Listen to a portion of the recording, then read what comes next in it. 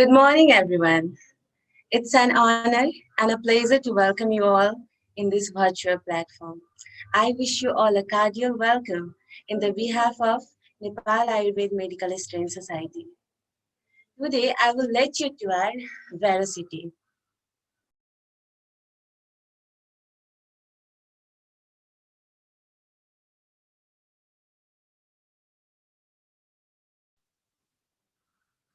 As most of us come from an English background, but after getting admission in a BMS, we find alteration in language, modification in a way of scrutinizing. And in a rush, we forget about the pressure, the pressure that have been developed after getting admission into BMS, of advertising a very new language, exams, practicals, pressure. In a rush, we forget about the base. So today we will gather here to talk about the base of Ayurveda. That is nothing other than Samhita. Samhita deserves the same place as in a hair deserve in a human body. It lays the foundation for whole Ayurveda by describing basic principles. In another word, it is the important principle with deep meaning in a concise form. It's helping providing base not just only the Ayurveda practitioner, but also to the researchers, scholars, and many more. So to make Samhita easy to understand, today we have a very special guest from KLU University who has done his master in Kaya Chikitsa, Dr. Says. Please, sir, proceed. The platform is yours.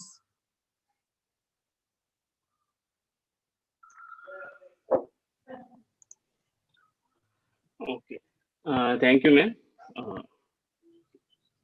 मेरा नाम वैद्य साईश गावस है। यहाँ पे KLE university से मैं PG mastery कर रहा हूँ अभी।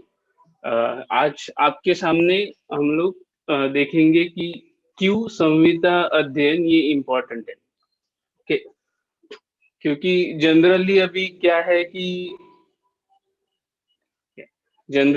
कैसा है कि जब भी आयुर्वेद में कोई एडमिशन आता है तो संस्कृत संहिता के ऊपर ज्यादा ध्यान नहीं देते। वजह कुछ भी हो सकती है, शायद संस्कृत का लैंग्वेज प्रॉब्लम होगा, नहीं तो नॉलेज उतना सही तरीके से नहीं रहता है, और पहले ही आते ही हमें ट्रांसलेशंस हमारे हाथ में आ जाते। तो क्या बोलते हो, ट्रांसलेशंस पढ़ना कोई गलत बात नहीं, क्योंकि वो एक बैरियर को ये करता है संस्कृत और हमारी ओन लैंग्वेज का। पर सिर्फ उसी पे डिपेंड रहना ये गलत चीज है एक्चुअली। कि स्टार्टिंग में हम लोग ट्रांसलेशन पढ़ते हैं, ठीक है, क्योंकि वो हमें अंडरस्टैंडिंग का एक भाग रहता है। मतलब अगर कुछ हम लोग पढ़ने जाते हैं तो डायरेक्टली संस्कृत समझ में नहीं आएगा, तो वो हमें समझने के लिए थोड़ा पहले ट्रांसलेशन जरूरी होता है। पर जब आगे आगे हम लोग जब जाते हैं और डीप में पढ़ना चाहते हैं, तो फिर यहाँ पे संस्कृत का जो हमारा ओरिजिनल संहिता है वो हमें बहुत ही हेल्प करता है। अब वो कैसे हेल्प करता है वो हम लोग आगे देखेंगे। मैं आपको इम्पोर्टेंट एक अध्याय एक प्रेजेंट करने वाला हूँ संहिता से, और उसमें टीका का जो ट्रांसलेशन है, नहीं तो श्लोक और जो हमारा सटीक वर्जन मतलब जो संस्कृत का टीका है वो कैसे हेल्प करता है उसको डीपली अंडरस्टैंडिंग करने के लिए, वो हम लोग देखेंगे। Okay, share screen.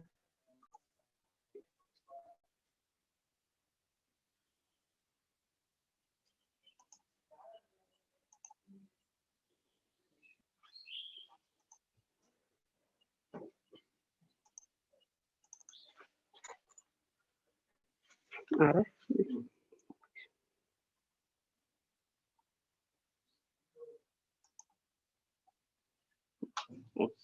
So importance of संहिता अध्ययन आज देखेंगे हम लोग पहले। पहले हम आचार्य धन्वंतरी को भगवान धन्वंतरी को हम लोग प्रणाम करेंगे और इस कार्यक्रम की शुरुआत करेंगे। सो व्हाई टू रीड सटीक वर्जन ऑफ ग्रंथ, दैट इज संहिता का जो ओरिजिनल वर्जन है वो क्यों हमें पढ़ना है। फर्स्ट अंडरस्टैंड करने के लिए जो टीका है, जो संस्कृत टीका जो है वो ब्रिज है हमारे बीच में। मतलब संहिताकार मतलब अगर आचार्य चरक जी ने अगर कोई संहिता लिखी होगी तो जो आचार्य चक्रपाणी जी की टीका है वो हमें अंडरस्टैंड करने के लिए बहुत अच्छे से हेल्प करता है। इसलिए वो ब्रिज है। संहिताकार मतलब जिस आचार्य ने वो संहिता लिखी है वो, और रीडर के लिए, रीडर मतलब जो हम लोग पढ़ रहे हैं। अभी ये सब तो ठीक है कि हम लोग पढ़ते हैं, संहिता पढ़ते हैं, अध्ययन करते हैं, सब है। पर संस्कृत संहिता जब हम लोग पढ़ते हैं तो सबसे मेजर जो ऑब्स्टेकल, नहीं तो जो अड़चन जो आती है वो है संस्कृत की तरफ अनास्था, नहीं तो संस्कृत न जानना। अभी तो संस्कृत न जानने के बहुत सारे रीजंस है। एक तो हमारा सिस्टम है, एजुकेशन सिस्टम, जो संस्कृत को उतना बढ़ावा नहीं देता है। एक सेकंड, पहले से हम लोग एक लैंग्वेज सीखते हैं बचपन में ही, और जब बड़े होते हैं और जब हम लोग बीएमएस में आते हैं तो अचानक से संस्कृत हमारे पास आ जाता है। और फिर पहले ही इतना मेडिकल का स्टडी रहता है तो हम लोग उस तरफ, संस्कृत की तरफ जो एक लैंग्वेज है उसके तरफ ध्यान नहीं देते ये करने के लिए, उसमें एफर्ट्स नहीं डालते। सो वो एक प्रॉब्लम है। Then conscious efforts towards the learning Sanskrit. So वही जैसे मैंने बोला कि उतना एफर्ट नहीं डालते कि हम लोग संस्कृत पढ़ पाए। हालांकि संहिता का टीका पढ़ने के लिए संस्कृत का ग्रामर उतना इम्पोर्टेंट नहीं है। आगे हम लोग देखेंगे कि कैसे ग्रामर उतना इम्पोर्टेंट नहीं रहता है, क्योंकि जब संहिता की टीका का वर्जन ये करते हैं तो श्लोका और उसका एक्सप्लेनेशन मतलब कमेंट्री उसकी, जो कोई भी हो, जैसे अष्टांग हृदय में आचार्य अरुण दत्त जी ने, नहीं तो हेमाद्री जी ने दी है, तो उन्होंने वो श्लोका का शब्द और उसका मीनिंग ऐसे ही दिया है। सो उतना ये नहीं रहता है, ग्रामर का वहां पे उतना यूज नहीं होता है, और वो पढ़ने में आसानी होती है। फिर और क्या है कि constant reading will help in improving the understanding of Samhita. Constant reading होनी चाहिए, जैसे कि सिर्फ ट्रांसलेशन नहीं। अगर कोई हम लोग हमारे कैसे है, अगर आप देखोगे तो व्याख्या श्यामहा करके आता है हमारे इसमें, लिख्या श्यामहा नहीं है। मतलब क्या है कि जो भी हमारे संहिता जो बोले गए हैं वो व्याख्यान किए गए, मतलब बताए गए। क्योंकि पहले की इसमें क्या है, पहले के सिस्टम में कैसा था, जब गुरुकुल में एडमिशन होते थे और बच्चे पढ़ने के लिए जाते थे तो वो संहिता उनको बताई जाती थी। पहले लिखावट का कोई ये नहीं था, ये बाद में आया कि हमारी संहिता या फिर कोई भी हमारा जो ये है टेक्स्ट का जो मैटर है वो लिखना। सिर्फ पहले सिर्फ वो बताते थे और सिर्फ उसके आधार पे, उस मेमोरी पे वो एजुकेशन, नहीं तो वो कुछ भी वो जो ये था कल्चर था वो आगे बढ़ता था। सो इसीलिए वो व्याख्या श्यामा है। और जब कोई भी चीज व्याख्या श्यामा होती है तो वो सतत पढ़ने की वजह से वो कान में, नहीं तो हमारे दिमाग में बैठ जाती है, और उसकी वजह से उस इसमें हम लोग एडजस्टेबल हो जाते हैं उन वर्ड से, नहीं तो उन फ्रेजेस से। तो वो अंडरस्टैंडिंग में इम्प्रूव हो जाता है और हमारी बुद्धि को एक विकसित करने लगता है वही शब्द। इसीलिए वो बाद में धीरे धीरे जाके हम लोग उसे अच्छी तरह से पढ़ने लगते हैं। अब ये पढ़ने का तरीका क्या है, पहले के जमाने में हमारे आचार्य ने 3 वे बोले गए लर्निंग ऑफ द, कोई भी, सिर्फ आयुर्वेद लर्निंग में ही नहीं है, कोई भी चीज अगर हमें लर्न करनी है तो हमें वो चीज एक क्या बोलते हो, उस हिसाब से पढ़ना है। वो कौन सा हिसाब है, पाठ अवबोध अनुष्ठान। सो पाठ मतलब क्या है, सिर्फ पठन करना, उसका सिर्फ पढ़ना। पहले के जमाने में जब भी गुरुकुल में बच्चे जाते थे तो पहले उनको सिर्फ श्लोकास पढ़ाए जाते थे, मतलब बार बार पढ़ते रहो पढ़ते रहो पढ़ते रहो, भले उसका मीनिंग उनको समझ में ना आए ना आए। ये पहला था। फिर सेकंड था अवबोध। अवबोध मतलब उसको इम्प्लीमेंट करना, उसका अंडरस्टैंड करना। और फिर अनुष्ठान, अनुष्ठान मतलब दूसरों को बताना।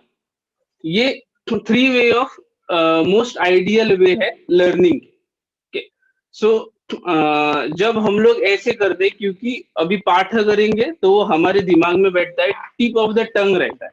सो किसी ने भी कुछ पूछा तो हम लोग उसे वो बता सकते हैं। जब अवबोध करते हैं तो उसमें से डीप मीनिंग निकल के आते कि हाँ ये ऐसे हो सकता है, ये ऐसे हो सकता है। जैसे कि अभी दोष तीन बोले गए, तो दोष तीन का एक श्लोक हम लोगों ने पढ़ लिया जैसे, और फिर उसका हम लोगों ने एनालाइज किया कि हाँ दोष तीन होते हैं। अब वो कौन से होते हैं? वात पित्त कफ। अभी वात में कौन से होते हैं? वात तत्र वृक्ष लघु शीत खर सूक्ष्म चलो नीला। सो ये वात के गुण है।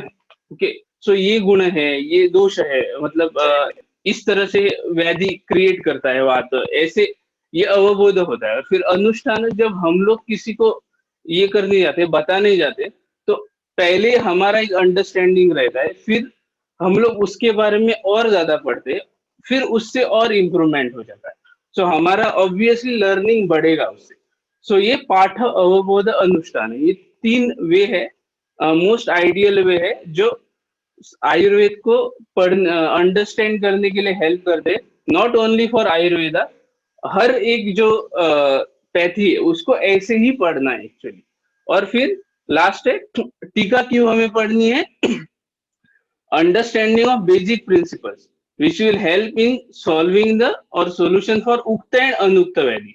अभी उक्त व्याधि कौन से है? जो ऑब्वियसली संहिता में बोले गए, जैसे Charaka Chikitsa Sthana first chapter to 30th chapter, हर एक चैप्टर में अलग अलग व्याधि बोले गए। पर अनुक्त व्याधि कौन से है? अभी जो लेटेस्ट आ रहे कोविड-19, कोविड-19 का डायरेक्ट रेफरेंस तो संहिता में नहीं है। नहीं तो कोविड-19 अभी तो लेटेस्ट है, पर और भी चीजें बाकी की जो अभी ऑटो इम्यून डिजीज है, डायबिटिक मलाइटिस है, हम लोग प्रमेय के साथ कोरिलेट कर सकते हैं, पर डायबिटिक मलाइटिस ये जो डिजीज है, ये डायरेक्टली संहिता में नहीं बोला गया है। सो उसको अंडरस्टैंडिंग कैसे करना है? ये संहिता पढ़ के, टीका पढ़ के, उसका कोरिलेशन करके। अभी कोविड-19 मोस्टली हम लोग ज्वर, श्वास, काश, इससे कोरिलेट करते। वो कोरिलेट करने की अंडरस्टैंडिंग कहाँ से आती है? जब हम लोग संहिता पढ़ते हैं, जब हम लोग उसका टीका संस्कृत का टीका पढ़ते हैं, जो उस पे कमेंट्री की जाती है, जब वो पढ़ते हैं तब वो हमें समझ में आता है। तो ये एक ये है कि हम लोगों को सटीक वर्जन क्यों पढ़ना है। एक इम्पोर्टेंट है कि वो शास्त्र अंडरस्टैंडिंग के लिए, नहीं तो शास्त्र बुद्धि बढ़ाने के लिए हमें सटीक ग्रंथ पढ़ना होता है। अभी शास्त्र बुद्धि से क्या होगा? नहीं तो बुद्धि को कैसे हम लोग बढ़ाए?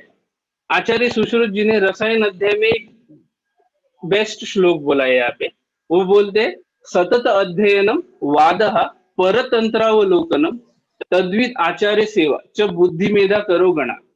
अभी आप देखेंगे अष्टांग संग्रह हो, हृदय हो, वहां पे शोधनादि गण संग्रह करके एक चैप्टर है, जिसमें वातहर द्रव्यस, पित्तहर द्रव्यस, वमनोपग गण, विरेचन गण, ऐसे सारे के सारे गण है। पर कहीं पे भी बुद्धि मेधा कर गण नहीं है कि भाई हाँ बोला गया है कि ब्राह्मी मेधा को बढ़ाती है, ब्राह्मी जैसा द्रव्य, नहीं तो शंख पुष्पी है वो मेध्य रसायन है, गुडुची मेध्य रसायन है, ये बोला गया है। पर डायरेक्टली ऐसे बुद्धि कर गण, नहीं तो मेधा कर गण नहीं बोला है। क्योंकि किसी भी सिर्फ जो मेडिसिन जो रहती है वो सिर्फ उस पार्ट को एनहांस करती है। वो अगर लॉन्ग टर्म में उसे हमें मेंटेन रखना है तो हमें कुछ बिहेवियरल चेंजेस लाने पड़ते, जैसे कि अग्नि को श्रेष्ठ बोला गया है, चित्रक एक्सेट्रा अग्नि को बढ़ाते, ओके, डाइजेशन में इंप्रूव करते हैं। पर हम लोग डेली तो ये नहीं कर सकते ना, चित्रक नहीं खा सकते। वो सिर्फ मेडिसिन है जो वीर्य से अपना काम करती है, उसको हम लोग लॉन्ग टर्म के लिए यूज नहीं कर सकते। तो उसके लिए क्या है, थोड़ा कुछ बिहेवियरल मेंटेन रखना पड़ेगा, जो चरक विमास्थान फर्स्ट चरक विमास्थान में बोला गया है कि उष्ण मछलियां, स्निग्ध मछलियां, आहार कैसा रहना चाहिए, उष्ण रहना चाहिए, स्निग्ध रहना चाहिए, मनो अनुकूल रहना चाहिए, ताकि वो अग्नि को बढ़ा सके। हर बार हर दिन कोई भी मेडिसिन लेके अग्नि को हम लोग नहीं बढ़ा सकते। वैसे ही सिमिलरली बुद्धि को भी बढ़ाने के लिए हर बार ब्राह्मी, शंख पुष्पी ऐसे नहीं ले सकते। सो उसके लिए क्या है, बिहेवियरल चेंजेस। सो सतत अध्ययन मीन्स डेली पढ़ना हर चीज को। क्योंकि हम लोग जब डेली पढ़ते हैं, एक बार अगर एक स्टोरी पढ़ते हैं तो उतना अच्छे से हमें उसको याद नहीं रहता है। पर हम लोग बार बार अगर वही पढ़ते हैं, जैसे नहीं तो सिंपल है कि एक गाना हम लोगों ने सुना, ओके, सो एक बार सुना तो उतने अच्छे से कनेक्ट हो पाते हैं, पर उसके जो लिरिक्स है, उसका म्यूजिक है, वो अच्छे से समझ में नहीं आता। पर बार बार जब हम लोग वो सुनते हैं तो अच्छी तरह से उसके लिरिक्स भी हमें समझ में आते हैं और अच्छी तरह से वो अंडरस्टैंड भी हो पाता है। वैसे ही संहिता का भी सतत अध्ययन करना, और सिर्फ संहिता का नहीं, हर चीज का, मतलब कोई भी बुक हो, कोई भी अदर मेडिकल कॉन्टेम्प्रेरी साइंस की बुक हो, नहीं तो फिजिक्स की बुक हो, केमिस्ट्री की बुक हो, कोई भी हो, सतत अध्ययन करना, ये मेधा कर और बुद्धि करे। बुद्धि मतलब क्या है, हमारी विवेक शक्ति, हमारा जो डिसाइडिंग फैक्टर जो रहता है, डिसीजन मेकिंग कैपेसिटी, वो इंक्रीज हो जाती है उससे। क्यों? क्योंकि हमें इतना एक्सपीरियंस मिला होता है उस तरीके की चीज को बार बार अध्ययन करके। और मेधा मतलब क्या है, आकलनम शक्ति, मतलब जो हम लोग आईक्यू जो बोलते हैं, मतलब कोई भी चीज ग्रास्प करनी रहती है, फास्ट क्विक ग्रास्पिंग जो रहती है, वो मेधा बोली जाती है। सो इसको बढ़ाने के लिए क्या करना है, फर्स्ट सतत अध्ययन। अब हम लोग आयुर्वेद में आए हैं तो इसका मतलब क्या है, आयुर्वेद को फर्स्ट प्रायोरिटी देनी चाहिए, आयुर्वेद के ग्रंथों को। अभी आयुर्वेद के ग्रंथ कितने हैं, बहुत सारे। बृहत्रयी हो गए, लघुत्रयी हो गए, फिर जो 19 लास्ट लास्ट में अभी वैशज्य रत्नावली आया है, भारत वैशज्य रत्नाकर जैसे आया है, रसतंत्र सार एवं सिद्धौषधि प्रयोग संग्रह है। देन अलग अलग आचार्य नहीं तो कंसल्टेंट्स के उनके पर्सनल एक्सपीरियंस की किताबें आई है, वो पढ़ना फर्स्ट प्रायोरिटी है। सो इसका सतत अध्ययन करना एक। सेकेंड, वाद मतलब डिस्कशन, नॉट डिबेट। डिबेट्स है पर डिस्कशंस होना जरूरी है, क्योंकि वो क्या है, वैद्य समूह संशय कराना, निसंशय कराना श्रेष्ठम, ऐसे बोला जाता है कि वैद्य के बीच में डिस्कशंस करना, नहीं तो वाद करना, ये निसंशय मतलब जो भी आपके जो डाउट्स होते हैं वो क्लियर होने में बहुत हेल्प होता है उसमें। वो निसंशय कराना श्रेष्ठम बोला गया है, चरक सूत्रस्थान 25 चैप्टर के, वो अग्रे बोला गया। सो वाद और एक ये है, पहले अध्ययन करना, फिर उस पर डिस्कशन करना, और फिर परतंत्रावलोकनम। परतंत्रावलोकनम यहाँ पे वो नीचे देखे, ये देखिए कर्सर जहाँ पे है वो परतंत्राणी न्याय वैशेषिक हस्ति शिक्षा व्याकरणादिनी तथा तथैव इतराणी आयुष्यानि। सो अभी ये हाँ, परतंत्र मतलब क्या है, आयुर्वेद छोड़ के बाकी के सारे जो ये है तंत्र है उनका अध्ययन करना। अभी पहले के जमाने में क्या था, सिर्फ आयुर्वेद ही नहीं है। अगर आयुर्वेद हम लोग अथर्ववेद का सब टाइप बोलते तो ऋग्वेद भी था, यजुर्वेद भी था, सामवेद भी था, फिर न्याय दर्शन थे, वैशेषिक दर्शन थे, ये सारे दर्शन थे।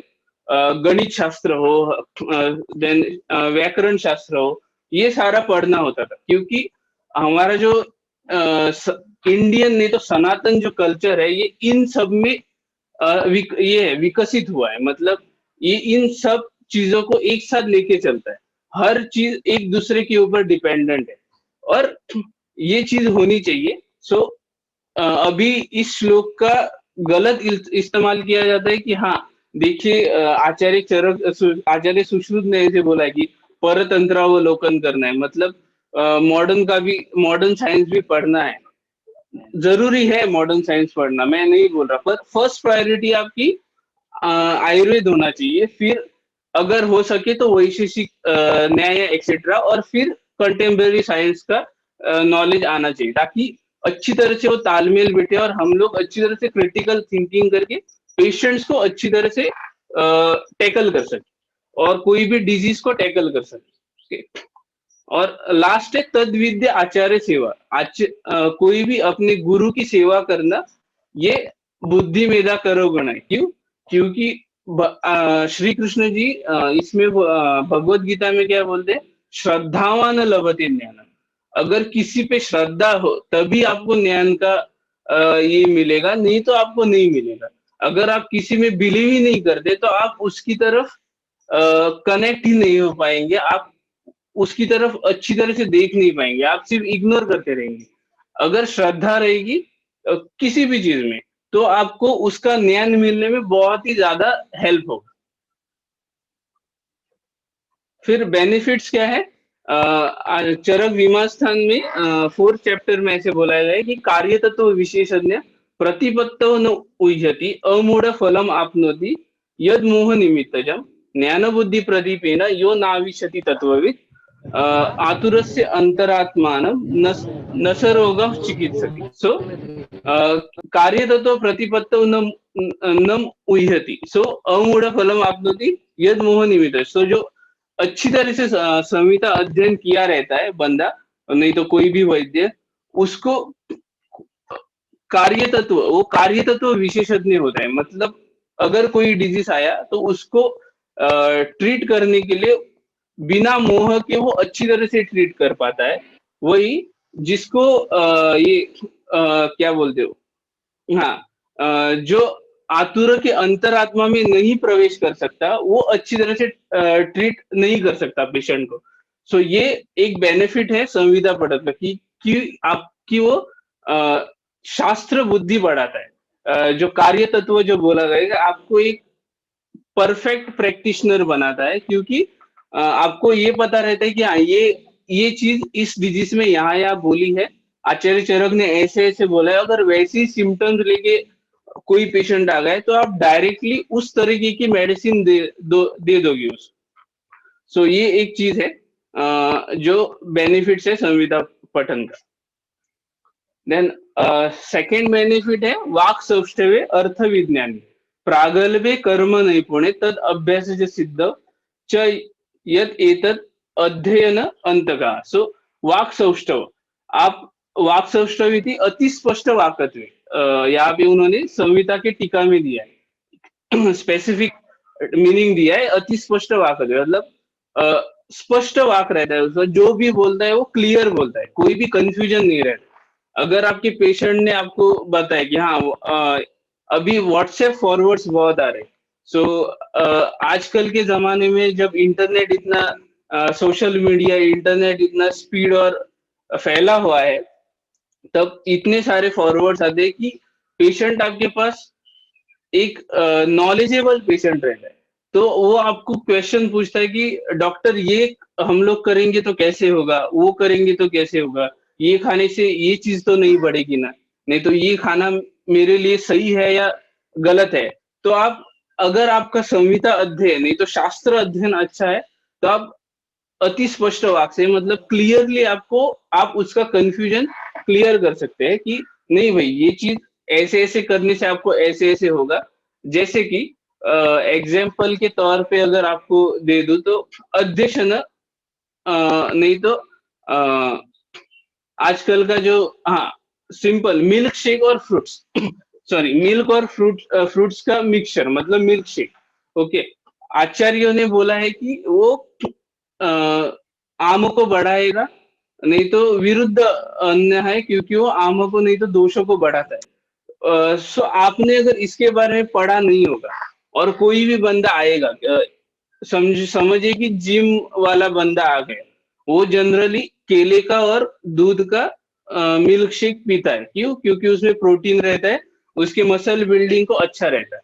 तो आपके पास अगर आया और आपने पहले ही उसको बोल दिया कि नहीं नहीं आप ये चीज फॉलो कर रहे हो, मिल्क शेक बंद कर दो, केले और इसका इसका अपने मिल्क का जो मिक्सचर है वो आप बंद कर दो, तो वो आपको पूछेगा कि भाई क्यों बंद कर दूं मैं, फर्स्ट थिंग, अभी ग्रंथ में बोला गया है कि वो एक्सेट्रा एक्सेट्रा करता है कि भाई विरुद्ध अन्न है, दोषों को बढ़ाता है, पर कौन से इसमें दोषों को बढ़ाएगा? जब कोई भी इंसान अच्छी तरह से एक्सरसाइज नहीं करेगा, उसका कोई उसका अग्नि ठीक नहीं होगा, उस चीज में वो प्रॉब्लम करेगा। अगर जो जिम वाला बंदा है, अगर वो अच्छी तरह से एक्सरसाइज कर रहा है और उसकी अग्नि ठीक है, बहुत अच्छा अग्नि है, कोई भी चीज पचा सकता है, तो वो उसको उसके लिए ये वाली चीज जो दूध और जो केले का जो मिश्रण है, वो उतना हार्मफुल नहीं रहेगा। तो आपको ऐसे उसको समझाना है कि भाई ये आप वैसे तो देखा जाए तो हार्मफुल है दूध और मिल्क का मिक्सचर, पर आप एक्सरसाइज करते हो, वेट उठाते हो, अच्छी तरह टाइम टू टाइम खाते हो, अच्छी तरह से आप वर्कआउट करते हो, खाना भी आपका पर्टिकुलर लिमिट में है, तो ये आपके लिए उतना हार्मफुल नहीं रहेगा। पर आपको डेली नहीं करना है, वंस इन 2 दिन में एक बार, नहीं 3 दिन में एक बार आप ले सकते हैं। आप उसको ये नहीं बोल सकते कि हाँ डायरेक्टली बंद करो सब, क्योंकि डायरेक्टली बंद करो तो बोलोगे तो वो पेशेंट जो बोलेगा कि नहीं यार, मैं इसी से मेरा यही मेरा डाइट है, मैं इसी से अपना प्रोटीन सब ये करता हूँ, तो वो आपके पास नहीं आएगा, वो शायद दूसरे वैद्य के पास जाएगा फिर ट्रीटमेंट लेने के लिए। सो ये चीजें कहाँ से आती है? ये जो अंडरस्टैंडिंग है वो शास्त्र अध्ययन से आती है, जिसको हम लोग शास्त्र बुद्धि बोलते हैं। ये शास्त्र बुद्धि की आप ऐसे ऐसे आप लोगों को बिना कंफ्यूजन के आप बोल सकते हैं कि भाई हाँ ये करना है, ये नहीं करना है। और वो वाक स्पष्ट है कि अति स्पष्ट वाक, मतलब क्लियरली आपको बोलना है। सेकेंड है अर्थ विज्ञान। अर्थ विज्ञान में मतलब साइंटिफिक मीनिंग नहीं तो साइंटिफिक थिंकिंग आपका बढ़ जाता है। ऑब्वियसली जब आप सारे के सारे शास्त्र का अध्ययन करोगे अच्छी तरह से, तो आपका ऑब्वियसली साइंटिफिक थिंकिंग बढ़ जाएगा। चाहे वो कोई भी साइंस हो, आयुर्वेद साइंस हो, नहीं तो कंटेम्प्रेरी साइंस हो, इवन आप कंटेम्प्रेरी साइंस और आयुर्वेद साइंस को कोरिलेट भी कर सकते हैं। जब आप संहिता अच्छी तरह से पढ़ते हैं और आपकी मॉडर्न की फिजियोलॉजी अच्छी रहती है, तो आप कोरिलेट कर सकते हैं कि हाँ भाई पैथोफिजियोलॉजी ऐसे ऐसे हुआ होगा। देन कर्म नैपुण मतलब प्रागल्भ्य कर्म नैपुण। सो एकदम कोई भी कर्म जो है, मतलब ये शस्त्र क्रिया हो, नहीं तो और कुछ हो, नहीं तो अनुशस्त्र क्रिया हो, जैसे कि जलव का लगाना, नहीं तो अग्नि कर्म करना, इसमें आप कर्म निपुण हो जाओगे। मतलब वो एक स्किल आएगा आपका, आप स्किलफुल बनो और तद अभ्यास से सिद्ध हो। और ये सिद्ध बनोगे आप। सिद्ध मतलब क्या हुई? शास्त्र बुद्धि से सिद्ध हो जाओगे, अभ्यास में सिद्ध हो जाओगे। ताकि आप किसी कोई भी अगर आपको आपके शास्त्र के विरुद्ध अगर किसी ने कुछ बोला, तो आप उसको आंसर दे सकते हो कि भाई ऐसे ऐसे है, ऐसे ऐसे नहीं, आप गलत हो करके। ये कॉन्फिडेंस आ जाता है आपका संहिता अध्ययन से। सो ये चीज थी। इससे आप ये सारे बेनिफिट्स थे कि हमें संहिता क्यों पढ़नी है, देन इसके बेनिफिट्स क्या है, ये सारे के सारे बेनिफिट्स थे। अभी हम लोग टीका कैसे पढ़ते हैं, मतलब संस्कृत टीका कैसे पढ़नी होती है और वो कैसे होती है, वो देखिए। ये अष्टांग हृदय है,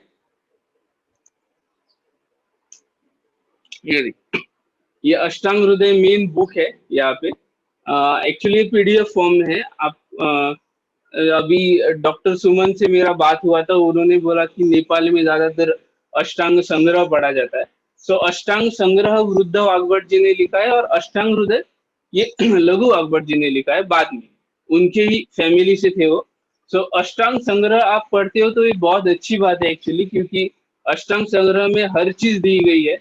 अष्टांग हृदय में थोड़ा कंसाइज किया है, क्योंकि अष्टांग संग्रह जो है वो गद्य फॉर्म है। गद्य फॉर्म मतलब सारे के सारे श्लोकास इन ये नहीं है, थोड़े गद्य फॉर्म में भी है। सो अंडरस्टैंडिंग के लिए और एक्सप्लेनेशन बहुत ज्यादा दिया है।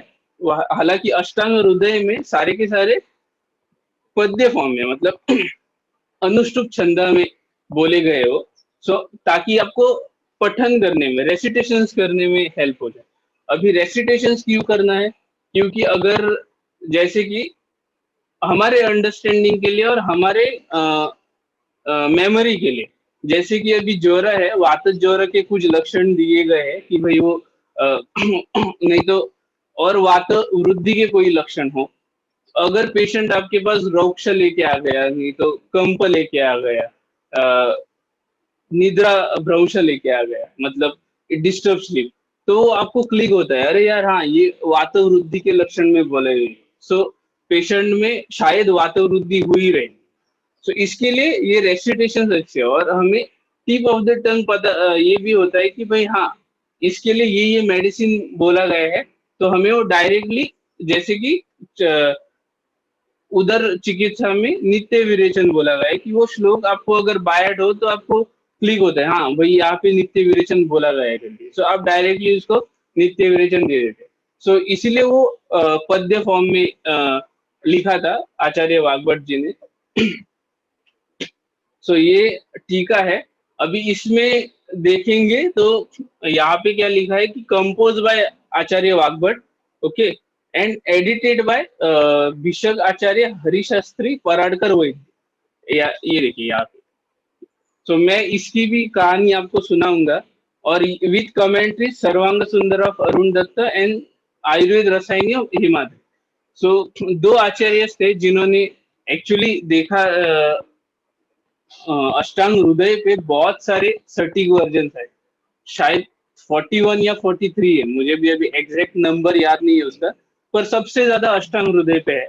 सो हमारे सर जिनके अंडर में पढ़ा हूँ, वो बोला करते थे कि अभी अष्टांग हृदय पे 41 संहिता, मतलब 41 कमेंट्रीज अगर की गई है, तो इसके दो मीनिंग है, आइदर अष्टांग हृदय किसी को समझ में नहीं आया है, नहीं तो अष्टांग हृदय समझने के लिए 41 वेज है, मतलब 41 तरीके से हम लोग अष्टांग हृदय को समझ सकते हैं, और हर एक का अपना अपना अलग ओपिनियन रहेगा। जैसे कि हमारे अंदर भी रहता है कि कोई अगर दो वैद्य है तो उसमें एक का थिंकिंग अलग रहता है, दूसरे का थिंकिंग अलग रहता है। सिमिलरली अष्टांग हृदय में भी अगर 41 ये है अध्याय है ऐसे, तो 41 कमेंट्रीज है, सॉरी, तो अलग अलग तरीके से हम लोग अष्टांग हृदय समझ सकते हैं।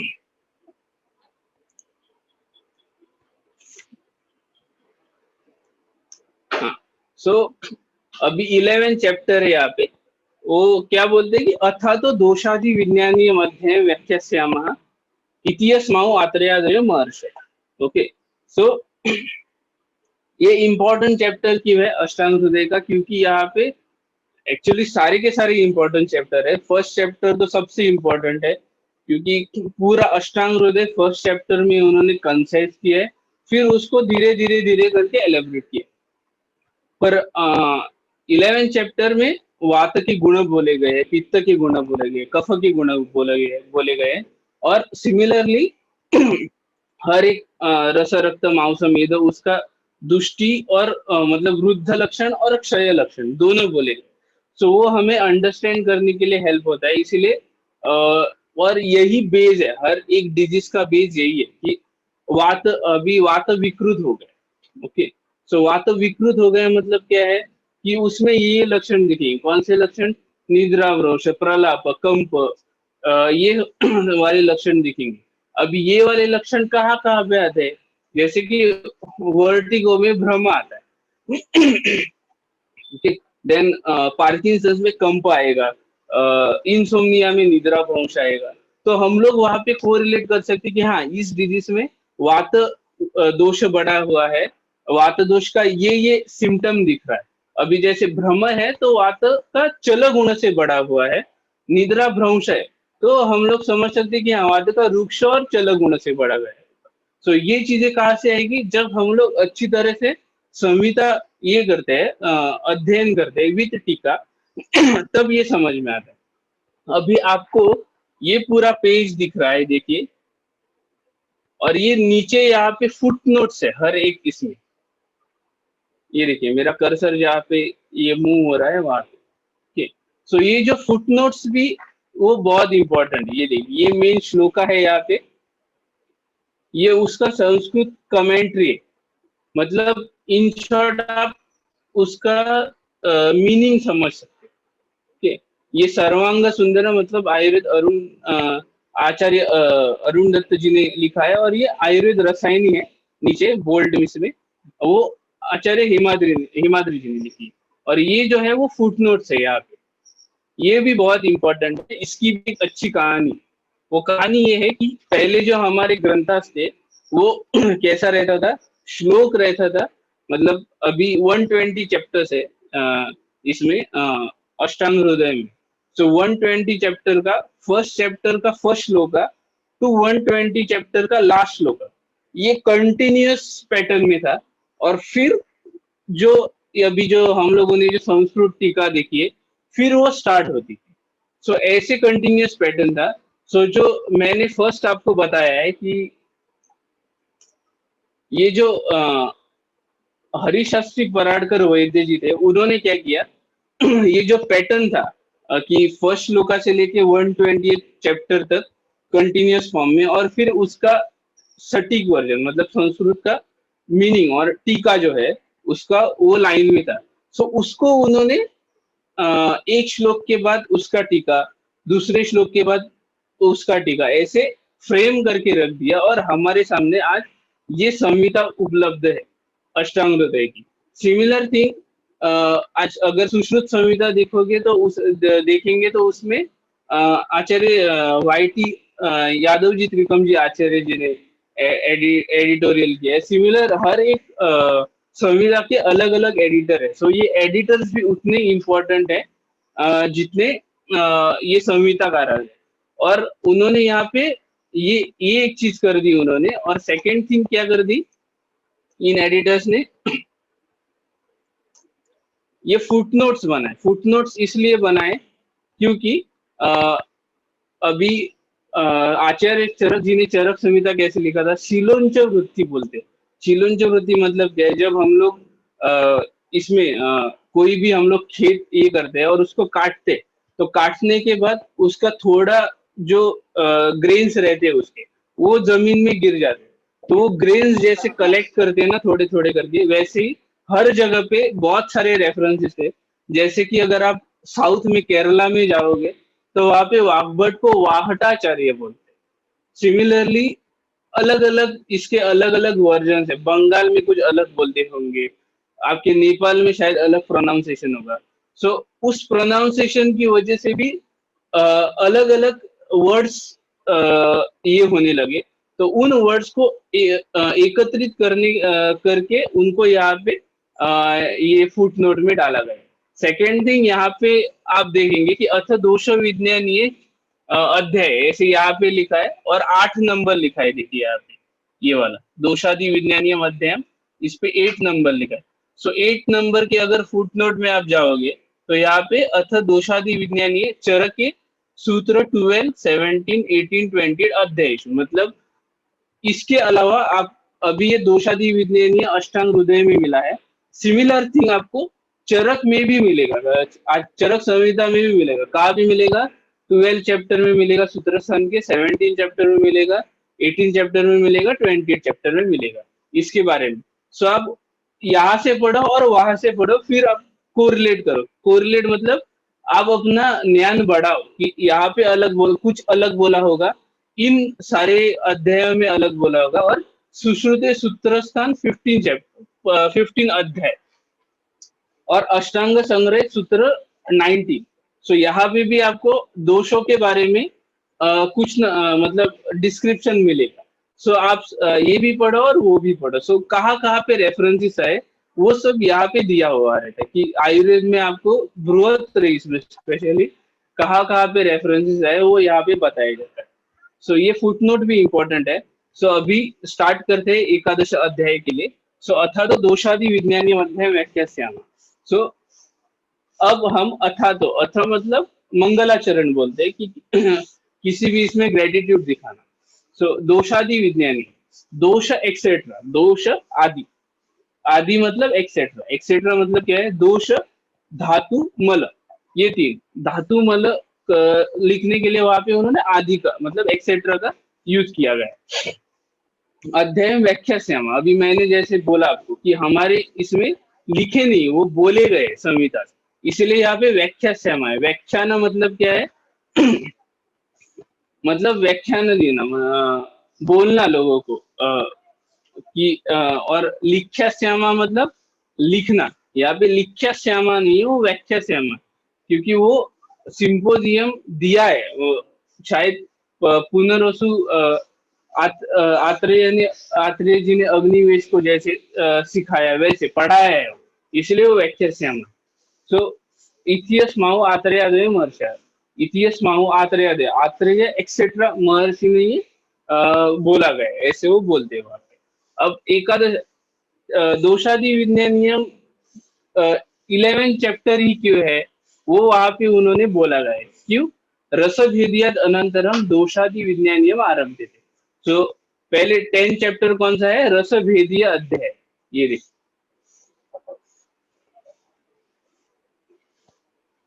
रसभेदीय अध्याय, तो रसभेदीय अनंतरम, उसके बाद में, रसभेदीय के बाद में जो आता है वो 11 चैप्टर है यहाँ पे, इसलिए वो रसभेदियात अनंतरम, अनंतरम मतलब बाद में, दोषादि विज्ञानीय आरभ्य थे। अभी दोषादि विज्ञानीय आरंभ हो रहा है। ओके, सो वो टीका में क्या बोलते हैं वहां पे? दोषादय ते, दोषादय। तो दोषादय मतलब क्या है? जैसे मैंने आपको पहले ही बोला कि ग्रामर का उतना इंपॉर्टेंट नहीं है, यहाँ पे सिर्फ वर्ड्स दिए हैं, उसका मीनिंग नहीं है।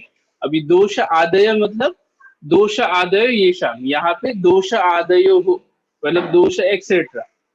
तेषाम विज्ञानम, तेषाम मतलब उनका, देम, उनका मतलब किसका? दोष का। ओके, विज्ञानम, विज्ञान इति विशेष ज्ञान, ते उनका विशेष ज्ञान मतलब दो, यहाँ पे तेषाम विज्ञान प्राकृतेन वैकृतेन च स्वरूपेण अवगम। ओके, सो दोषों का विज्ञान मतलब क्या होगा? प्राकृत, दोषों का प्राकृत स्थिति और दोष का वैकृत स्थिति, ये यहाँ पे बोला गया है। च जो आता है वो एंड जो रहता है, एंड, उसको ये करते हैं हम लोग, प्राकृत एंड वैकृत स्वरूपेण अवगम। प्राकृत स्वरूप बोला गया है और वैकृत स्वरूप बोला गया है, ऐसे वो बोलते हैं यहाँ पे। ओके, देन आदि शब्देन धातु मलाश्च संगृह्यन्ते, सिमिलर वर्ड से देखिए, संगृह्यन्ते मतलब हाँ, अंडरस्टैंड करना।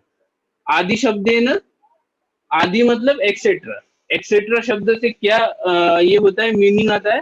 धातु मलाश, धातु और मल।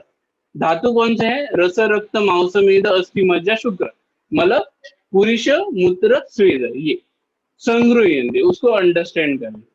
तो स्वरूप अवगमेन च त एव दोषा सम्यक ज्ञाता भवन्ति धातुना मलानाम च दोष आधारभूतत्व।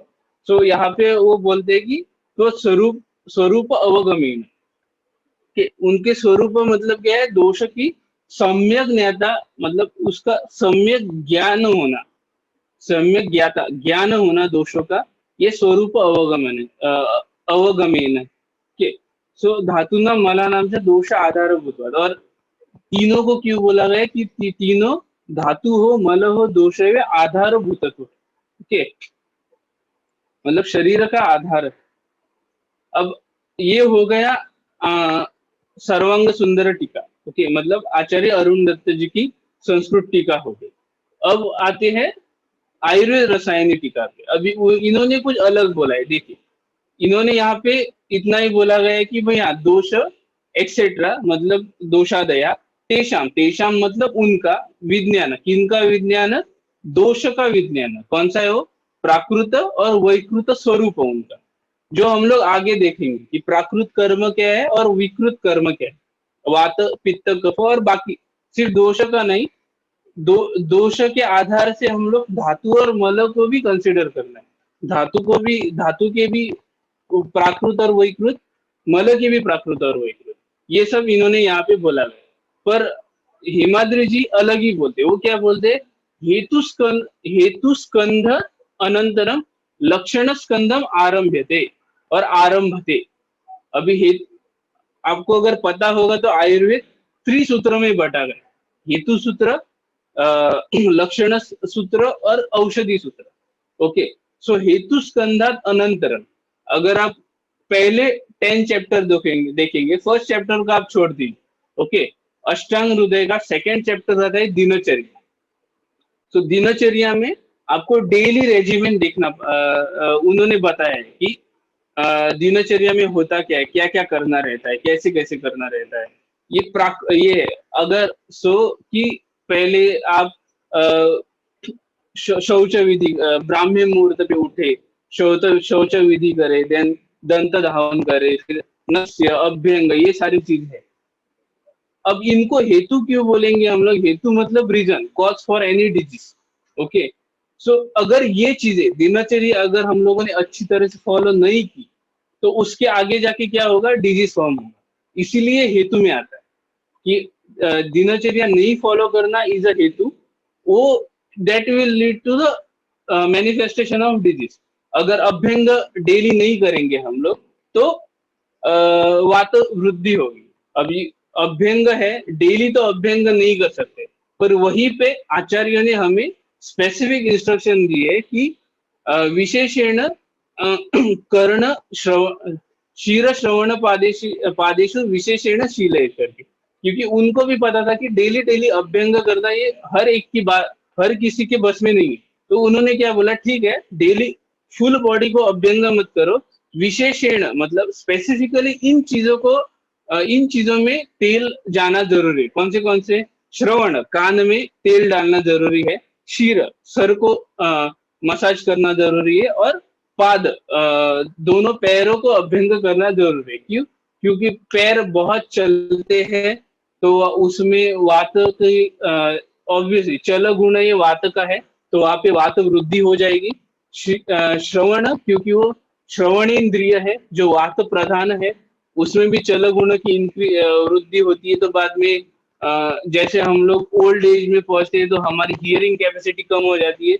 इसीलिए उस इंद्रिय को मेंटेन करने के लिए और वहां के वात को कम करने के लिए वो तेल पूर्ण वहां पे जरूरी है.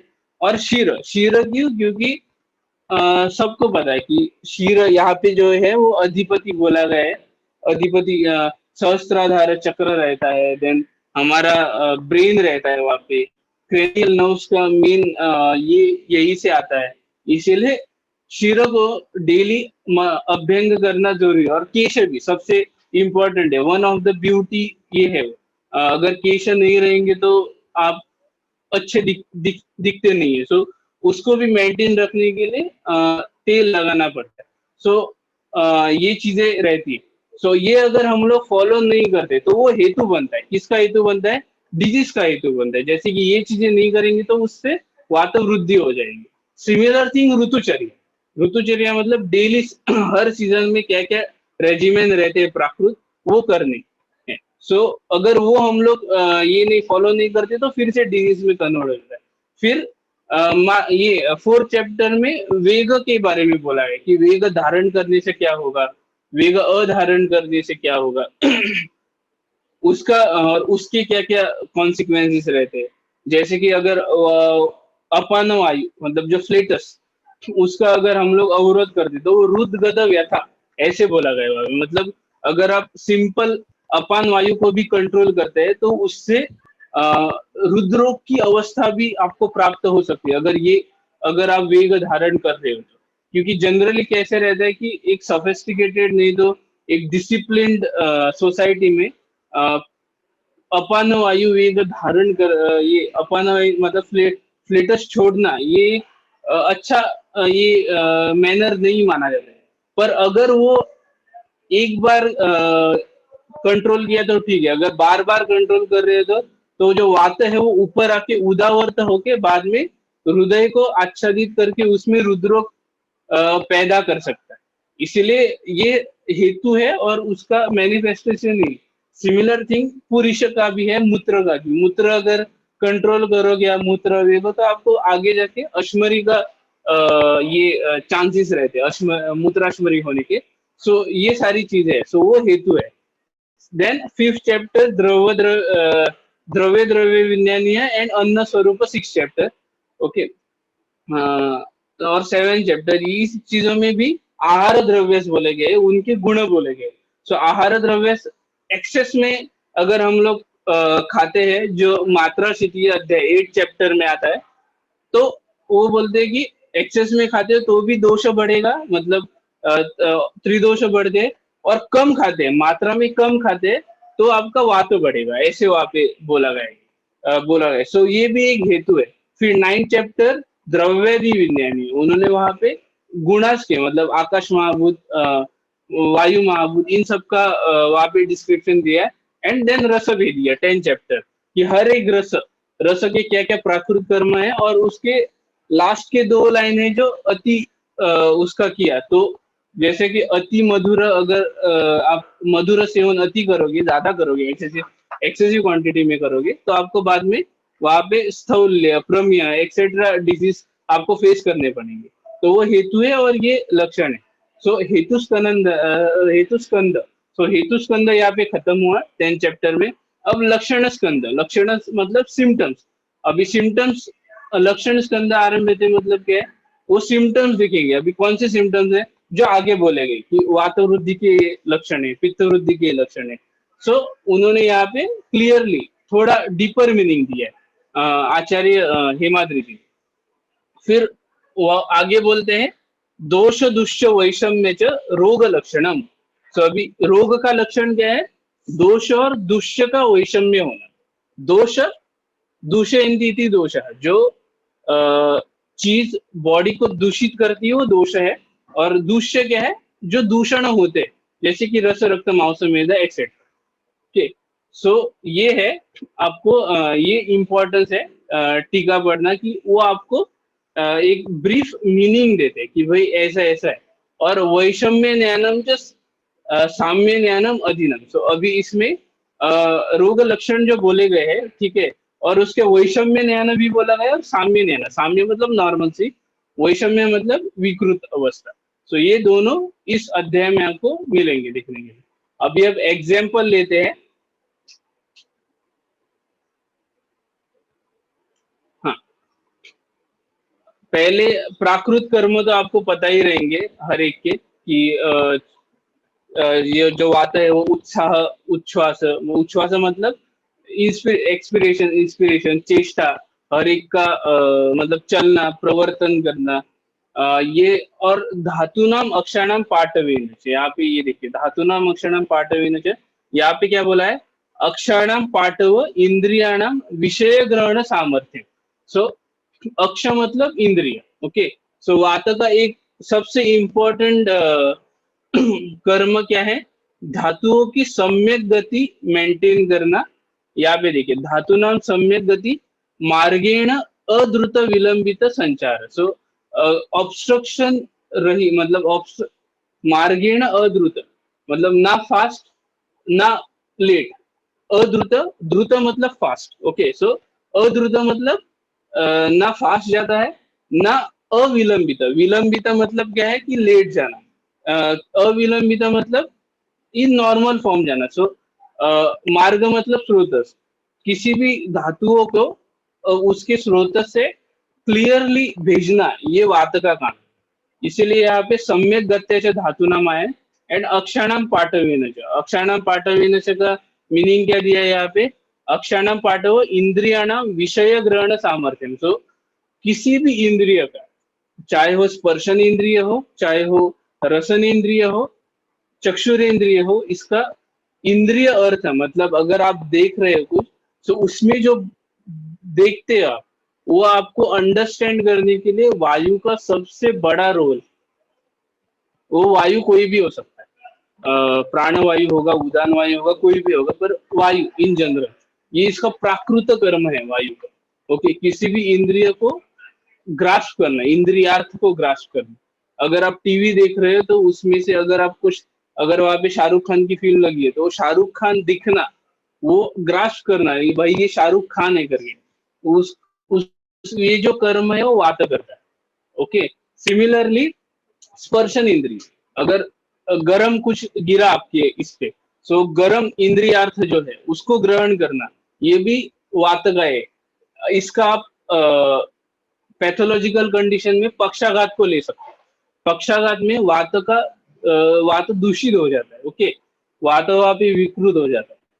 तो अगर आप उसको कुछ भी ये नेल भी अगर प्रिक करते हो, नहीं तो उसको ये पिंच भी करते हो, तो उसको समझ में नहीं आता। क्यों? क्योंकि वहां पे उसका वात बिगड़ा हुआ रहता है, वात अपना नॉर्मल काम नहीं करता। इसलिए आपको पक्षाघात की चिकित्सा में जनरली स्नेहन, स्वेदन, ऐसे बस्ती, ऐसे वाले जो वातहर जो ये है अ, चिकित्सा है, वो आपको वहां पे देखने के लिए मिलेगी।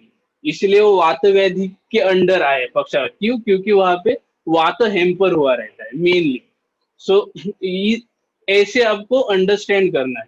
ये कैसे अंडरस्टैंड करोगे आप? मतलब जैसे अभी मैंने बोला कि ये कैसे कोरिलेट करोगे, जब आप सतत अध्ययन करते हैं संहिता के बारे में।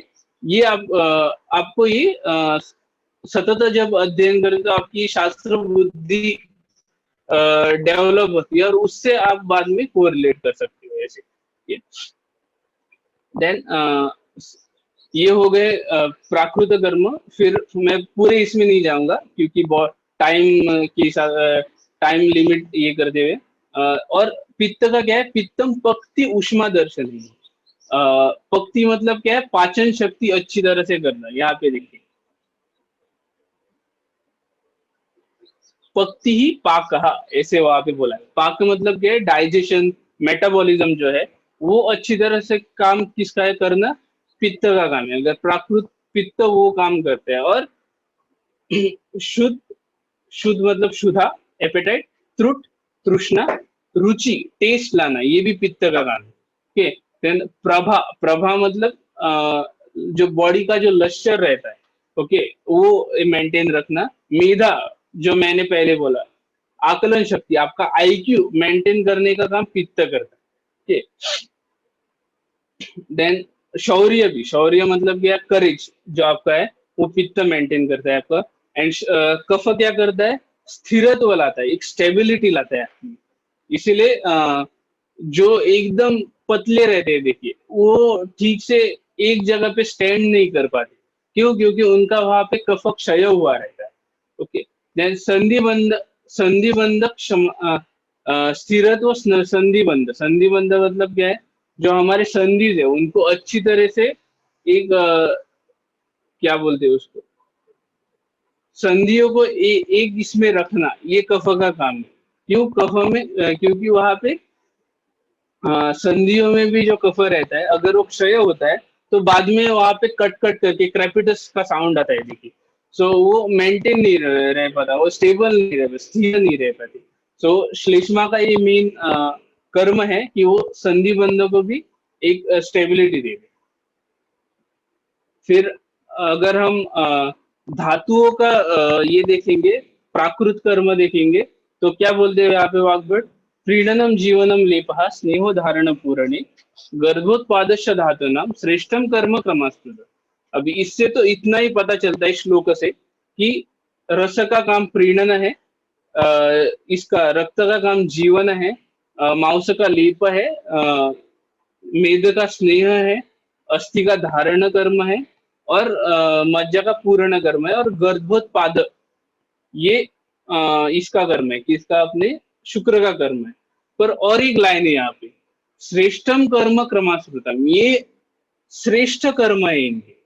ओके, मतलब इसके अलावा भी बाकी के भी कर्म रहेंगे।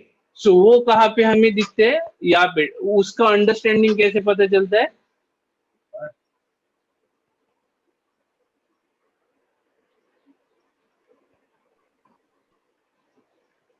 टीका में पता चलता है।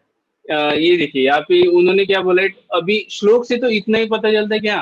प्रीणन, जीवन, लेपन एक्सेट्रा ये कर्म है और उस श्रेष्ठ कर्म है। पर बाकी के कर्म कौन से? तो वो यहाँ पे आचार्य अरुण दत्त टीका में एक्सप्लेन करते हैं। वो क्या है कि संग्रह उक्तानी मध्यमानी अपराणी कर्माणी ऐसा संति एवं संग्रह उक्तानी, मतलब अष्टांग संग्रह में ऐसे बोले गए कि मध्यम और अन्य अपर कर्म भी है धातुओं के।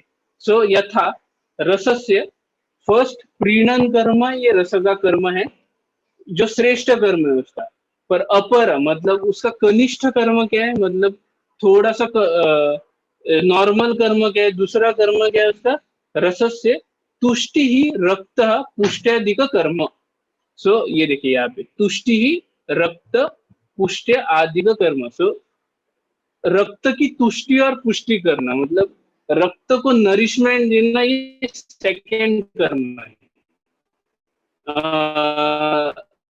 रस का प्रीणन श्रेष्ठ कर्म है, और रक्त और इसको पुष्टि देना है सेकेंड कर्म। सिमिल जीवन कर्म है फर्स्ट, मतलब आयुष्य को मेंटेन करना, पर सेकेंड ये क्या है उसका, वर्ण प्रसाद, वर्ण का प्रसादन करना। मतलब इसीलिए आपको इसका हम लोग पैथोलॉजिकल कोरिलेशन कैसे लगा सकते हैं, जब रक्त की विकृति आती है तो हमें कुष्ठ जैसे जो ये है क्या बोलते हो, कुष्ठ में जो डिस्कलरेशन जो रहता है वैसे वाली डिजीज दिखाई देते हैं। क्यों? क्योंकि वहां पे रक्त दूषित होता है। तो प्राकृत रक्त क्या करेगा, वर्ण प्रसादन करेगा, मतलब उस कॉम्प्लेक्शन को ठीक करेगा और वो कॉम्प्लेक्शन का कलर मेंटेन करेगा। ये प्राकृत कर्म का काम है। और सेकेंड रक्त का काम है। और सेकेंड मांस पोषणम, मांस को पोषण देना, ये दूसरा कर्म है रक्त का। पर श्रेष्ठ कर्म क्या है, जीवन, आयुष्य मेंटेन करना। सिमिलर थिंग माउस का क्या है, लेप, लेप मतलब ओवरलैप करना। अभी हर एक ये बोन के इंसर्शन में आपको इंसर्शन और इसमें ओवरलैपिंग ऑफ मसल रहेगा, ये माउस का कर्म है। पर उसका अगला कर्म क्या है, मतलब बाकी के कर्म क्या है, बल प्रोवाइड करना, मेद पुष्टि, मेद को पुष्टि करना मतलब मेद का नरिश करना। सो ये सब जो डीप चीजें हैं ये हमको टीका में दिखाई देती है, मेरी श्लोका में नहीं दिखाई देती है। ये आपको जब आप टीका पढ़ते हो तो आपको अच्छी तरह से उसका ये नॉलेज आने लगता है। ठीक। अब ये हो गया प्राकृत कर्म पे। अब हम लोग विकृत कर्म का एक एग्जाम्पल ले लेंगे कि विकृत कर्म में भी टीका, संस्कृत जो टीका है वो पढ़ने से कैसे हेल्प होता है। फर्स्ट थिंग वात का ही ले लेंगे। ठीक, यहाँ पे उन्होंने क्या बोला है कि सॉरी वात, वात का नहीं लेंगे हम लोग, पुरुष क्षय लेंगे यहाँ पे। वो आपको अच्छी तरह से, सॉरी पुरुष वृद्धि का एक लक्षण ले लेंगे यहाँ पे, पुरुष वृद्धि का। ओके, सो क्या बोलते हैं कि कुक्षो आध्वानम आटुकम गौरव वेदना शत्रु। ओके, उन्होंने बोला नंबर रीजन में गौरव रहेगा, वेदना रहेगी, आधमान रहेगा। आधमान मतलब एब्डोमिनल डिस्टेंशन रहेगा। अभी यहाँ पे तो आधमान है, आपको टीका में आधमान का मीनिंग दिखेगा क्या, ये देखिए मेरा कर्सर, कर्सर दिख रहा है, कर्सर जहाँ पे आधमानम वातेन उदर पूर्ण, वातेन वात से भरा हुआ उदर मतलब एब्डोमेन, मतलब वो स्टक हुआ है वहां पे एकदम, वो हार्ड जैसे बनता है ना वैसे एब्डोमेन बनता है। वो उसका वो आपको यहाँ पे टीका में मीनिंग दिखेगा। और आटोप मतलब क्या है, गुड़गुड़ा शब्द, हाँ मतलब सिर्फ वो ये नहीं है कि वहां पे गुड़गुड़ शब्द भी आएगा, ये आटोप है। और आना क्या है, सिर्फ वो भरना वहां पे वात से।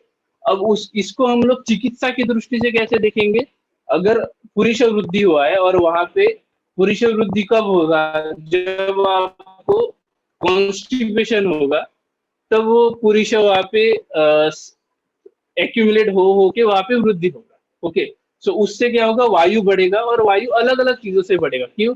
क्योंकि उसके बहुत सारे गुण है, चल है, वृक्ष है। सो अगर वो वृक्ष गुण से बढ़ गया तो इंटेस्टाइन को ड्राई करेगा। अगर चल गुण उसका कम हो गया तो एक ही जगह पे पकड़ के बैठेगा। ओके, तो वो है आधमान है, वहां पे एक ही जगह पे रहेगा। अगर वो थोड़ा सा वहां पे अगर चलता रहेगा, ओके, उसको, तो वो गुड़गुड़ गुड़गुड़ शब्द तैयार करेगा। सो इसमें चिकित्सा कैसे कर सकते हैं, अगर आधमान होगा तो हम लोग तैल एप्लीकेशन के लिए जा सकते हैं उधर पे, जैसे हिंगू त्रिगुण तैल है, नॉर्मल एरंड तेल है, वो वहां पे लगाए, वो आराम से क्लियर हो जाएगा जब हम लोग तेल लगाएं। क्यों? क्योंकि वहां पे हमें उष्ण और चल गुण प्रोवाइड करना है। हिंगू जैसा ड्रग जो है वो उष्ण है और वेदना हर है। जब स्टक होगा वायु तो वहां पे शूल भी रहेगा, मतलब पेन भी रहेगा। सो हिंगू जैसा जो ड्रग है वो वातों की अपनी उष्णता की वजह से उसको ये करेगा और जो एरंड तैल जैसा है उसकी स्निग्धता की वजह से उसकी वृक्ष गुण को हेम्पर करेगा और उसको क्लियर ऑफ करेगा। जब आटोप की सिचुएशन आएगी तब हम लोग कौन सी मेडिसिन दे सकते हैं? भास्कर लवण, हिंगवाष्टक चूर्ण, नहीं तो कोई भी लवण या फिर अम्ल रसात्मक द्रव्य जो वायु को अनुलोमन करेगा, मतलब वहां से निकालेगा, वैसी वाली चीजें बेटर रहेगी वहां पे। क्यों? क्योंकि वो सिर्फ वहीं पे घूम रहा है, उसको एक गति प्रोवाइड करनी है। सो उस गति प्रोवाइड करने के लिए अम्ल जैसा जो वातानुलोमन द्रव्य है, तो लवण रस का जो ये वातानुलोमन तो तीक्ष्ण जो सरगुण है वो वाली चीज टीका वर्जन हमें चिकित्सा का ये भी मोड ऑफ एक्शन भी अंडरस्टैंड करने के लिए हेल्प करती है। ओके, अभी ये हम लोगों ने यहाँ पे वात तो एग्जाम्पल, ये हम लोगों ने अभी वात का ये देख लिया। अभी हम लोग डिजीज केस में देखते हैं कि टीका हमें कैसे हेल्प करता है। ठीक,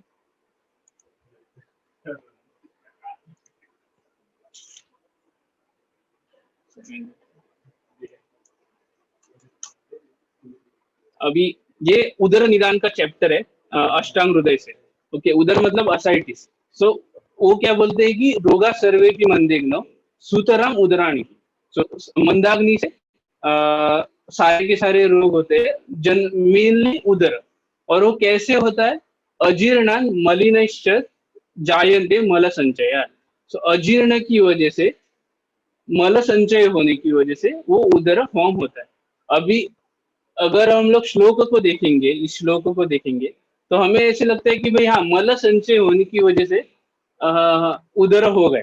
ओके, अब मल मतलब हमारे दिमाग में क्या रहता है? मल मतलब मूत्र, पुरुष, श्वेत, ये मल है। ओके, पर अगर हम लोग टीका पढ़ते हैं तो यहाँ पे क्या बोलते हो?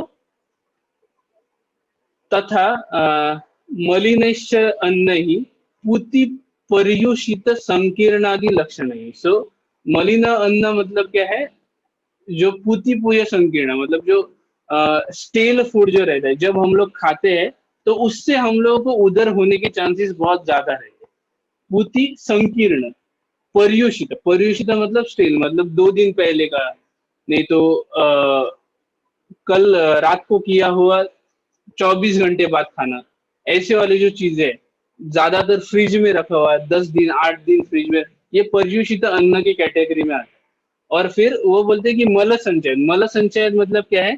तथा मल संचय, यहाँ पे मल संचय मतलब चिरकाल समृता दोषाणाम प्रचयात उदराणी जायन्ते।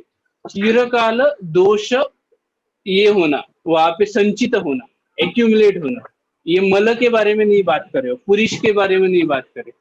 वो वहां पे मल मतलब क्या है? मल को दोष के साथ दोनों ने कंपेयर किया।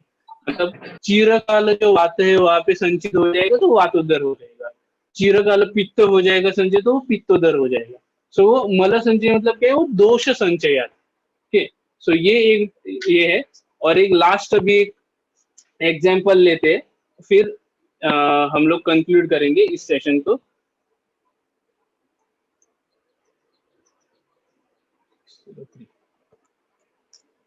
सो अभी हम लोगों ने देखा सारे के वृद्धि लक्षण में कोई भी इसमें संस्कृत टीका कैसे हेल्प करती। अभी लास्ट ये है कि हमारी जो ग्रंथ है वो सिमिलर लाइन में नहीं लिखे गए, मतलब ये क्रोनोलॉजिकल ऑर्डर में नहीं है। आपको एक का रेफरेंस आपको अगर सूत्र स्थान में है तो उसके रिलेटेड रेफरेंस आपको शारीर स्थान में मिलेगा, नहीं तो चिकित्सा स्थान में मिलेगा, नहीं तो चिकित्सा स्थान के रिलेटेड रेफरेंस आपको कल्प स्थान में मिलेगा। तो ये कैसे ये करना है? जब आप सतत अध्ययन करते हैं, टीका टीका पढ़ते हैं, तो आपको ये समझ में आता है कि मैं ऐसे ऐसे इसको कोरिलेट करने। सिमिलरली वातव्याधि में पक्षाघात बोला था। ओके, पक्षाघात मतलब पैरालिसिस इन शॉर्ट, अगर कॉन्टेम्प्ररी साइंस से हम लोग उसको कंपेयर करें तो। सो पक्षाघात के बारे में वहां सिर्फ 2 लाइन दी है, ये कि भाई सीरा का शोष होता है रक्त से और फिर वो हंत्यान होके वो पक्षाघात हो जाता है, सिर्फ 2 लाइन दी है बस। उसके अलावा और कुछ भी नहीं दिए भाई। वो फॉर्म कैसे होता है, उसका ये क्या है, संप्राप्ति क्या है। एक संप्राप्ति दी है, कॉमन संप्राप्ति दी है कि वायु जो है वो स्रोतस में जाके वहां पे आवरण क्रिएट करके सारे के सारे वात व्याधि क्रिएट करते हैं, ऐसे बोला है उन्होंने। स्पेसिफिकली पक्षाघात क्रिएट करता है ऐसे नहीं बोला है। ओके, सो सिर्फ पक्षाघात के लिए उन्होंने 2 लाइन दी है कि भाई रक्त हो नहीं तो सीरा हो, उसका शोष होता है, और फिर वात का संचय अच्छी तरह से नहीं होने की वजह से पक्षाघात होता है।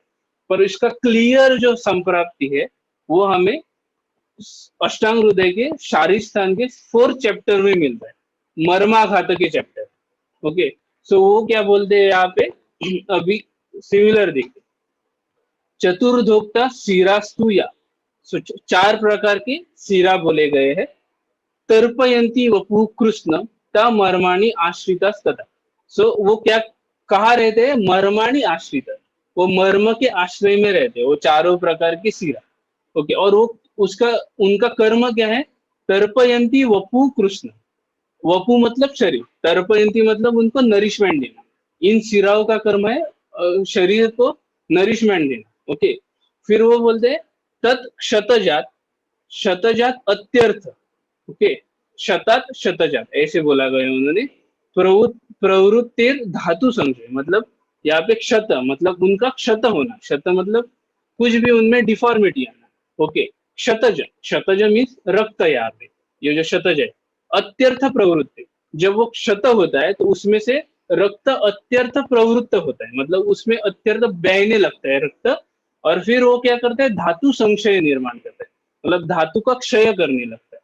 फिर वृद्ध चलो रुजस तीव्र, उससे क्या होगा, जो चल मतलब वायु होगा वो बढ़ेगा और उससे वो तीव्र रुजा उत्पन्न करेगा।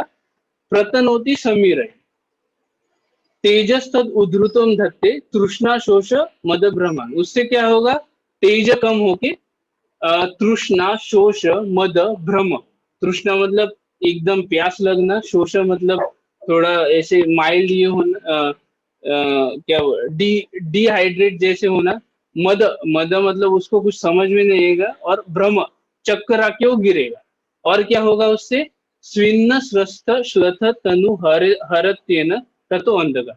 और स्वस्थ श्लथ तनु मतलब एकदम डेबिलिटेड फॉर्म होना, पूरा ऐसे मसल वीक हो जाएगा, और आगे जाके शायद वो अंत का भी हो सकता है, मतलब उसका प्राण भी जा सकता है। अब ये हम लोगों ने ये देख लिया क्या, श्लोका देख लिया। अभी इसका टीका देखते हैं क्या है।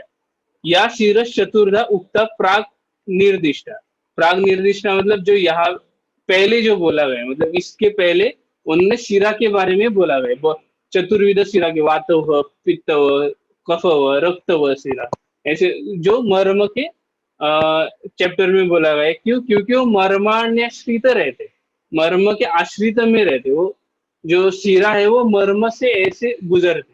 ओके, सो कौन से वो, वात पित्त कफ रक्त, ये शिरा है। कृष्ण अशेष शरीरम तर्पयंती, शरीरम तर्पयंती का मीनिंग क्या है यहाँ पे, प्रीणयंती मतलब शरीर को नरिशमेंट देना। ता मर्माणे श्रिता, ता मतलब क्या है, वो जो सिरा है किसमें रहते हैं, मर्माणी आश्रिता। मर्माणी आश्रिता का मीनिंग क्या है यहाँ पे, गता प्राप्ता, गता मतलब गत उसमें से जाना, प्राप्त मतलब वहां पे रहना। ओके, सो तत्क्षतात इत्यादि, ये जो तत्क्षतात इत्यादि मतलब तत्क्षतात एक्सेट्रा जो श्लोक है यहाँ से तत्क्षत से लेके आगे अंत काल। ओके, इत्यादि तत्क्षतात इत्यादि एक्सेट्रा जो श्लोक,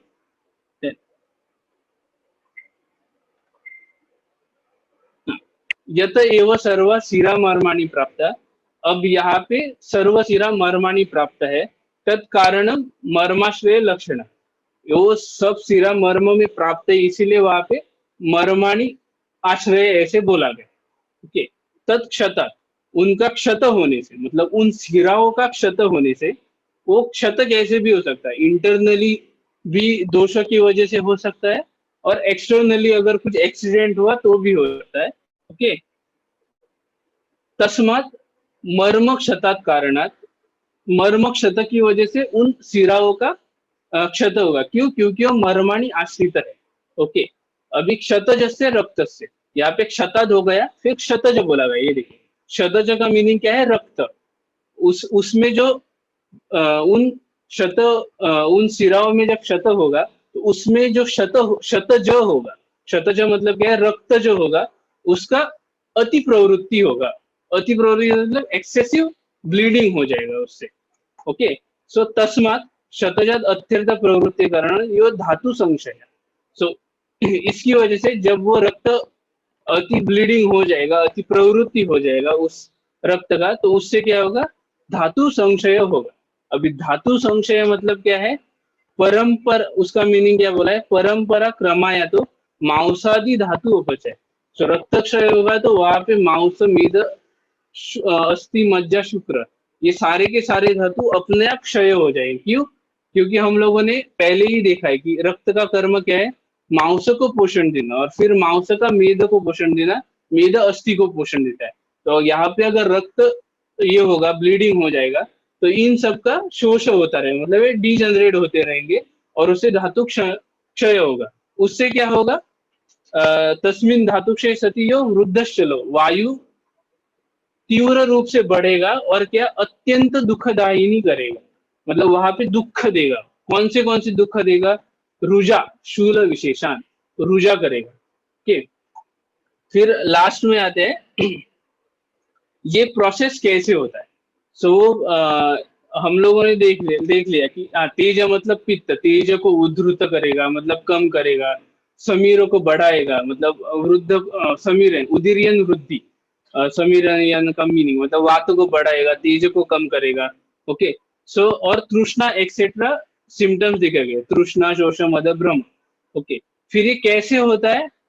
वो बोलते हैं कि तद अयम अर्थ, मतलब इसका ओवरऑल कंक्लूजन ये है कि मर्मामी घाते रक्तवाहिनी नाम सिराणा, मर्मामी घात जो रक्तवाहिनी का जो सिरा रहता है उसका क्या होता है? मुख विकासो जायते, मुख विकासो मतलब डायलिटेशन होता है वहां पे। संस्कृत वर्ड है। हम लोग इस हेमोरेजिक स्ट्रोक का अगर एग्जांपल देखेंगे, उसको कोरिलेट कीजिए। हेमोरेजिक स्ट्रोक में क्या होता है? एक्सटर्नल फैक्टर से ब्लीडिंग हो जाता है। क्यों? क्योंकि वहां पे वो नहीं तो इंटरनल हाइपरटेंशन की वजह से जो वेन्स रहते हैं वो डायलेट होके बस्ट हो जाते हैं। यहाँ पे सिमिलरली संस्कृत में बोला गया है कि मर्मा भी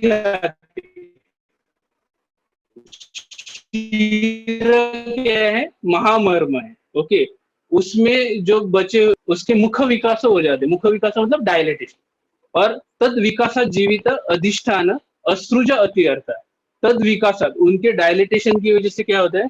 जो जीवित अधिष्ठान है मतलब क्या है? असृज, असृज मतलब रक्त, उसका अत्यर्थ हो जाता है, मतलब वो ब्लीडिंग होने लगता है, अति प्रवृत्ति होता है, उसकी वजह से क्षय होने लगता है, और तत्क्षयात जीवित नाश है, और उस क्षय की वजह से जीवित नाश है। तो अगर आप हेमोरेजिक स्ट्रोक के पेशेंट को अगर आप बोलोगे अगर सर्वाइव हुआ है तो वो बोलेगा कि क्या हुआ था, तो वो बोलता है कि हाँ पहले चक्कर आने लगा, फिर बहुत प्यास लगने लगी, ऐसे पूरा स्वेट स्वेट हो गया, और फिर मैं गिर गया, उसके बाद में मुझे कुछ पता नहीं, और अभी मैं एज अ पैरालाइज। पैरालाइज में क्या होता है? स्विन्न स्रस्त तनु, श्लथ तनु, तनु मतलब शरीर, मतलब वो ऐसे हाथ ऐसे पकड़ के नहीं रख सकता, वो गिर जाता है आराम से। सो ये स्वस्थ तनु है, मतलब स्वस्थ हो जाता है, श्लथ हो जाता है। सो ये क्यों होता है? क्योंकि वो शिरोगत जो रक्तवाही शिरा है वो जो डायलिटेशन की वजह से बर्स्ट होके ब्लीडिंग हो जाता है, एक्सेसिव इंट्राक्रैनियल ब्लीडिंग, उसकी वजह से धातु क्षय होने की वजह से वो बाद में पैरालाइज हो जाते हैं। सो ये हेमोरेजिक स्ट्रोक का आपको संप्राप्ति यहाँ पे दिखेगा, और ये कोरिलेट कहाँ किया है? पक्षाघात में, निदान स्थान और चिकित्सा स्थान में। सो इंटर कनेक्टेड है हर इससे, इसीलिए संहिता अच्छी तरह से पढ़ना चाहिए, उनका टीका अच्छी तरह से समझना चाहिए। ऑब्वियसली संस्कृत एक बैरियर है, पर वो पूरा बैरियर नहीं है। जैसे मैंने आपको बोल दिया कि हमारे इसमें ग्रामर का यूज नहीं होता है, सिर्फ वो मीनिंग दिया है, मतलब वर्ड दिया है, जैसे कि शतज रक्त, शतज का मीनिंग है रक्त। इसी प्रकार से हमारी पूरी टीका फॉर्म की गई है, और यही चरक हो और सुश्रुत दोनों, सॉरी, आचार्य वाग्भट ने अष्टांग हृदय में और सुश्रुत आचार्य ने सुश्रुत में ऐसे ही डल्लन जी के कमेंट्री की है। हाँ, चरक में थोड़ा प्रॉब्लम आता है क्योंकि वहां पे ग्रामर बहुत ज्यादा रहता है, तो पहले स्टार्टिंग में अंडरस्टैंडिंग करने के लिए अष्टांग संग्रह, अष्टांग हृदय और सुश्रुत संहिता ये सही है। बाद में आप लोग चरक संहिता को जा सकते हो। सो ये सब था, इसीलिए इस अंडरस्टैंडिंग के लिए, इस क्रिटिकल एनालिसिस के लिए संविदा टीका पढ़ना जरूरी है। और मेरा अगर सजेशन रहेगा तो आप अगर स्टार्ट कर रहे हो संस्कृत टीका पढ़ना, तो सुश्रुत सूत्रस्थान 15 चैप्टर, अष्टांग हृदय सूत्रस्थान 11 चैप्टर और सुश्रुत सूत्रस्थान 21 चैप्टर ये पहले पढ़े, क्योंकि इसमें बहुत ही सिंपल तरीके से टीका दी गई है, संस्कृत टीका, और बहुत अच्छी तरह से समझाया गया है। और ये बहुत इंपॉर्टेंट चैप्टर्स, इससे आयुर्वेद का बेस बनता है और इससे आप इस बेस को पकड़ के आप बाद में बहुत अच्छे से चिकित्सा कर सकते हैं। सो यहाँ पे मैं कंक्लूड करता हूँ हमारा session. Yes, thank you. Thank you so very much, sir. Thank you for letting us know about the confidential matter that is in the Samhita. We have some of the question, we have noted that. And thank you to all the participants. We will answer the question in our next session, that is tomorrow at 6 p.m. Thank you so very much, sir, for your time. Thank you. Yes, thank you.